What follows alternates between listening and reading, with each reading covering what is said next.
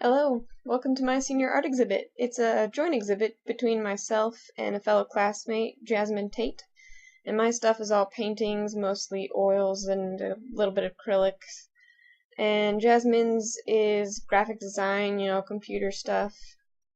Let me show you the exhibit. Alright, this is the exhibit room. It's really two rooms with kind of a wall in between, I don't know, whatever, but we'll start over here. This is a portrait of my cousin, one of my cousins, and it's one of the first few paintings I did in this kind of style.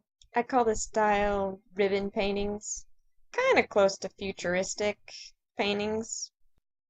Past that we have Abstract Cat, and Abstract Cat is one of the few acrylic paintings I've got going, so tell me how many cats you see in it. I think the most that I've heard of is 5.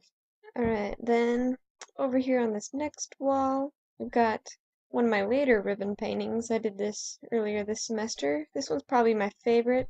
It's called Gambling Sheep. And that's not gambling like the dogs playing poker gambling, it's gambling like frolicking, spelled with an O. I sold it before I even put the art show up. One of my friends called dibs on it, so that was pretty cool.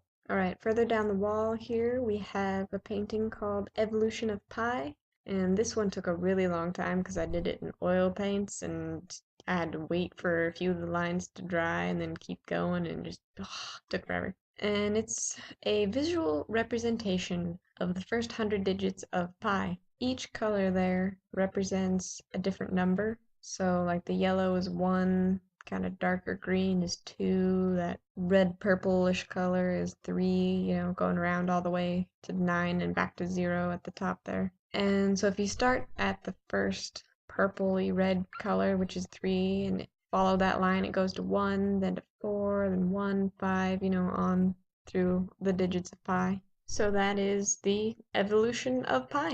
Around the corner here, we have Peacock. And this was actually one of the first paintings I've done. First or second semester of college. It's been a long time. I don't even remember how long ago it was. But I never took any painting classes in high school, so this really was like the first time I'd ever painted. I have gotten much better since then.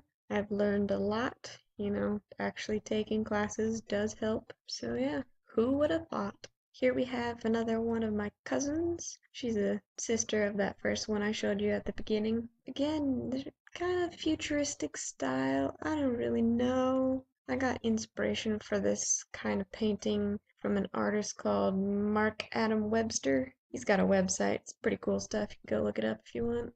This is my other cousin, again. She's the little sister of the first two. They're twins. She's younger than them. It's painted horizontally instead of vertically, just to mix it up a little bit. Then I decided I kind of got bored with painting living things. I'd done a few people and some animals and stuff. I wanted to try painting some inanimate objects. So then I did some shoes. This is called Red Shoes.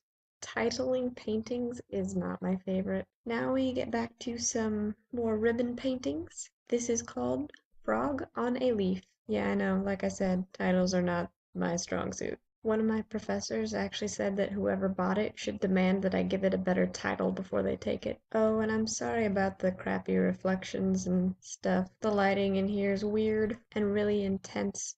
I don't really mean to skip over Jasmine's stuff like it's not there. It's just it's not mine, so I don't really feel comfortable talking about it because it's not mine. This next painting, I originally painted it horizontally, but it fits better on the wall vertically, so that's how I hung it.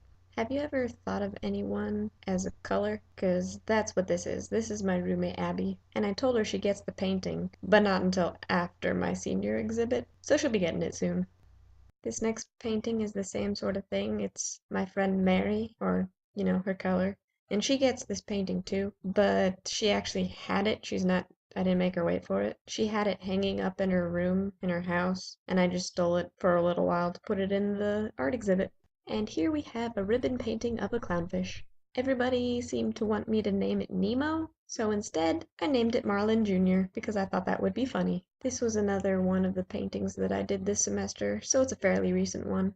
A while ago there was an exhibit of a bunch of quilted wall hangings, and my professor said we should do something based on those, so this is the design that I came up with based on some quilted wall hangings. It is called Even Squared Uneven. It's an oil painting, in case you were wondering, and I used frog tape to help make the nice straight lines. This acrylic painting, yeah, it's acrylic, not oil. It's called The Path of a Square. It's called that, first of all, because I'm a nerd, and second of all, because if you take that little green square in the bottom left corner and kind of flip it along its edge along the outside of the larger square, then the path that all of the corners take creates that pattern that you see there, that design. So the painting quite literally is the path of a square.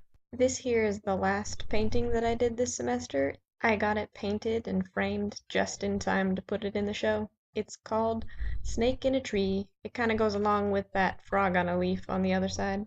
That is it. That is the exhibit. No more art. So, thanks for watching. It's too bad you couldn't be here in person, 'cause you would have gotten cookies. But oh well. You can have a thumbs up instead. How about that? Thanks for watching and putting up with my random commentary. Bye.